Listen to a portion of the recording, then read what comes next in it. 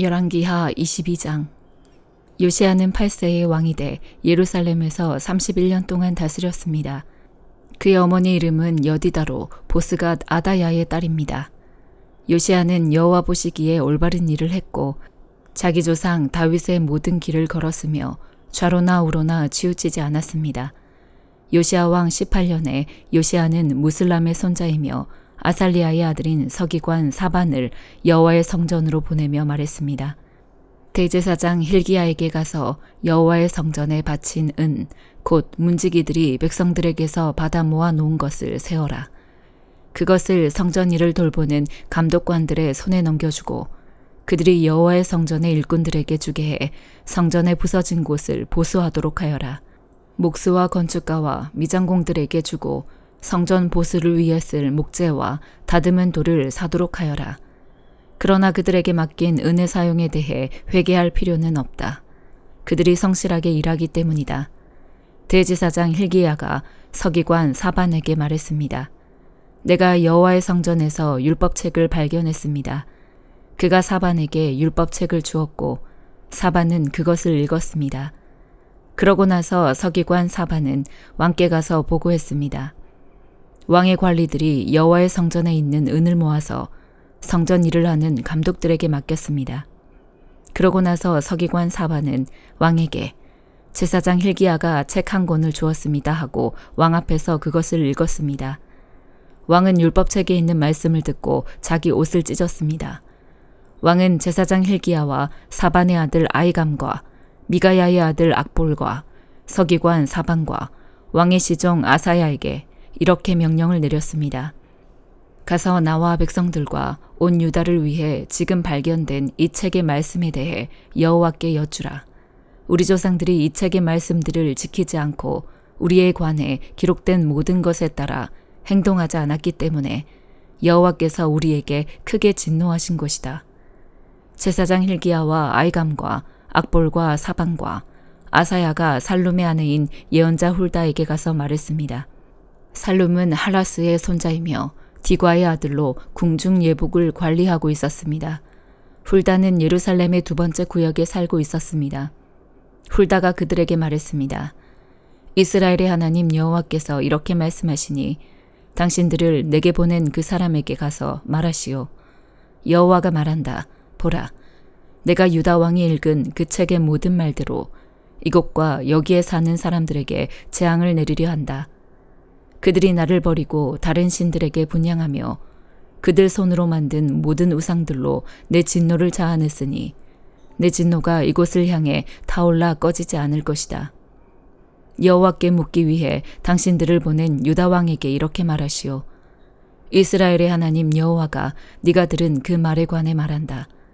이곳과 여기에 사는 사람들이 저주를 받고 폐허가 될 거라고 내가 말한 것을 듣고 네 마음이 순해지고 네가 여호와 앞에 겸손해졌으며 또 네가 네 옷을 찢고 내 앞에서 통곡했기에 나도 네 소리를 들었다.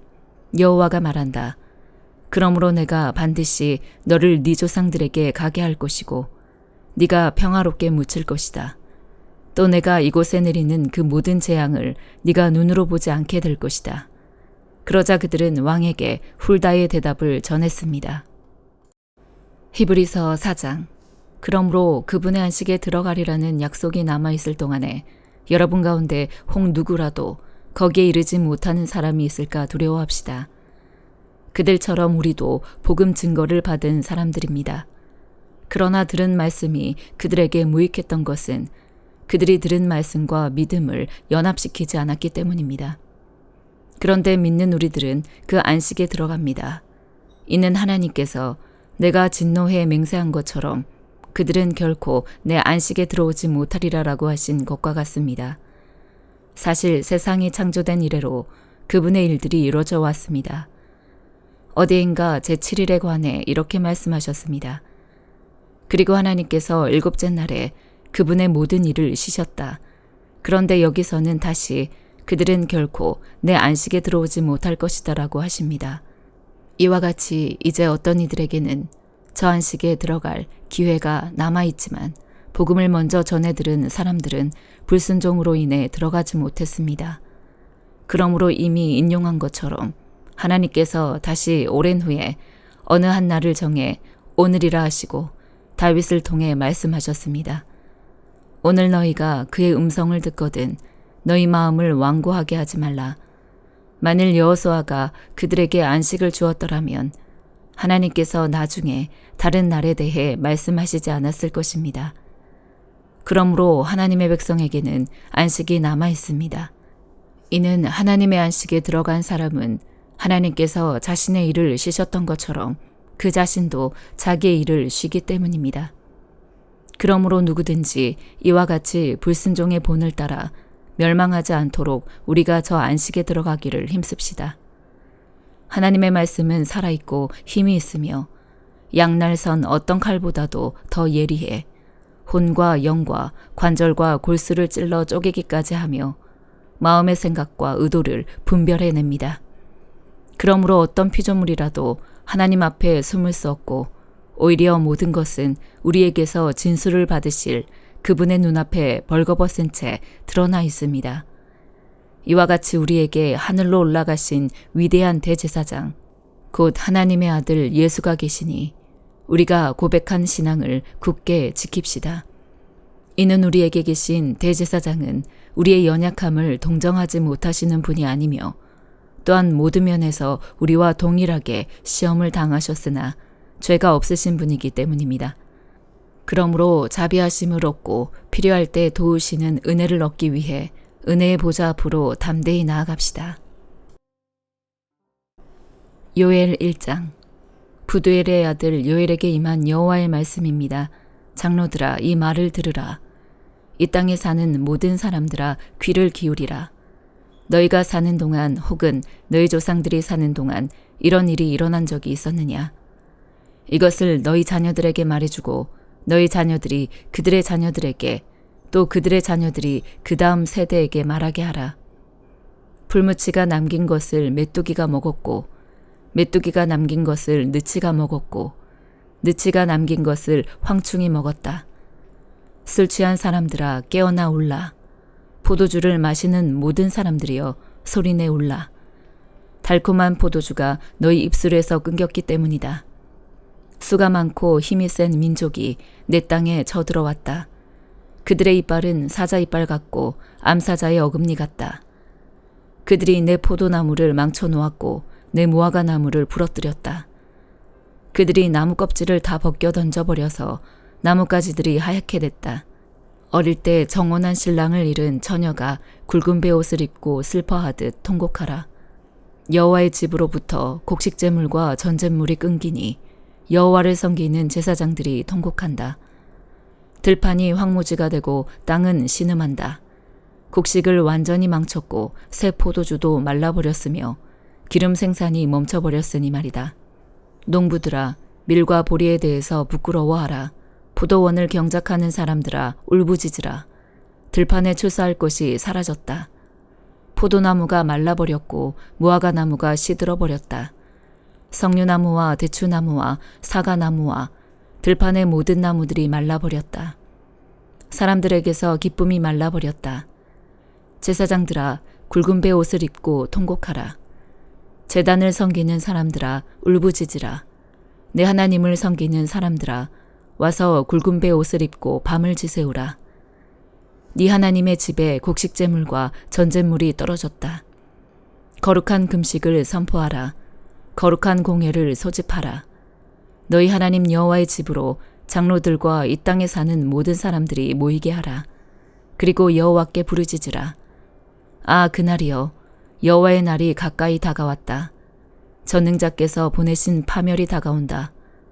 바로 우리 눈앞에서 음식이 떨어지지 않았느냐? 기쁨과 즐거움이 우리 하나님의 집에서 끊어지지 않았느냐? 씨가 흙덩어리 아래에서 썩어버렸고 창고들마다 황폐하게 됐으며 곡간들이 부서졌다. 곡식이 시들어버렸기 때문이다. 풀 뜯을 데가 없어서 가축들이 신음하고 소떼가 허둥대는구나. 양떼조차도 고통을 당한다. 여호와여, 주께 내가 부르짖습니다. 불이 광야의 목초지를 태워버렸고 불꽃이 들판에 있는 나무들을 모두 불살라버렸습니다. 들판의 짐승들도 주를 갈망하고 있습니다. 시냇물의 물줄기가 말라버렸고 불이 광야의 목초지를 태워버렸습니다. 시편 140편. 오 여호와여, 나를 악한 사람들에게서 건져내소서. 폭력을 행하는 사람들에게서 나를 보호하소서. 그들은 마음에 악한 계획을 세우고 날마다 모여서 싸움을 일으킵니다. 그들이 자기 혀를 뱀의 혀같이 날카롭게 만들었으니 뱀의 독이 그 입술 아래 있습니다. 셀라. 오 여호와여, 악인들의 손에서 나를 지켜주시고 내 발을 걸어 넘어지게 하려는 폭력을 행하는 사람들에게서 나를 보호하소서. 교만한 사람들이 덕과 올가미를 숨겨놓고 내가 가는 길목에 그물을 쳐놓았으며 나를 잡으려고 함정을 파놓았습니다. 셀라. 내가 여호와께 주는 내 하나님이라고 했으니 오 여호와여, 내 부르짖는 소리를 들으소서. 오 주 하나님이여, 내 구원의 힘이여, 주께서 전쟁의 날에 내 머리를 덮어주셨습니다. 오 여호와여, 악인들이 바라는 대로 허락하지 마소서. 그들의 계획이 성공하지 못하게 하소서. 그들이 높아질까 두렵습니다. 셀라. 나를 둘러싼 사람들의 머리에 그들의 입술이 담은 그 음모가 덮치게 하소서. 불타는 숯불이 그들에게 떨어지게 하소서. 그들을 불 속에 깊은 구덩이 속에 던져 다시는 일어나지 못하게 하소서. 욕하는 사람들이 그 땅에 서지 못하게 하시고 폭력을 행하는 사람들에게 악이 따라가게 하소서. 여호와께서 고난당하는 사람들의 사정을 변호하시고 가난한 사람들의 권리와 이익을 보장해 주시는 것을 내가 압니다. 분명 의인들은 주의 이름에 감사를 드리고 정직한 사람들은 주 앞에서 살 것입니다. 시편 141편. 여호와여, 내가 주를 부릅니다. 어서 속히 내게로 오소서. 내가 주를 부를 때 내 소리에 귀 기울이소서. 내 기도가 주 앞에 피운 향처럼 올라가게 하시고 내 손을 드는 것이 저녁 제물처럼 되게 하소서. 오 여호와여, 내 입에 파수꾼을 두시고 내 입술의 문을 지켜주소서. 내 마음이 악한 것에 이끌려 죄악을 저지르는 사람들과 함께 악한 것을 일삼지 않게 하시고 그들의 진수성찬을 먹지 않게 하소서. 의인들이 나를 치게 하소서. 이것이 친절이 될 것입니다.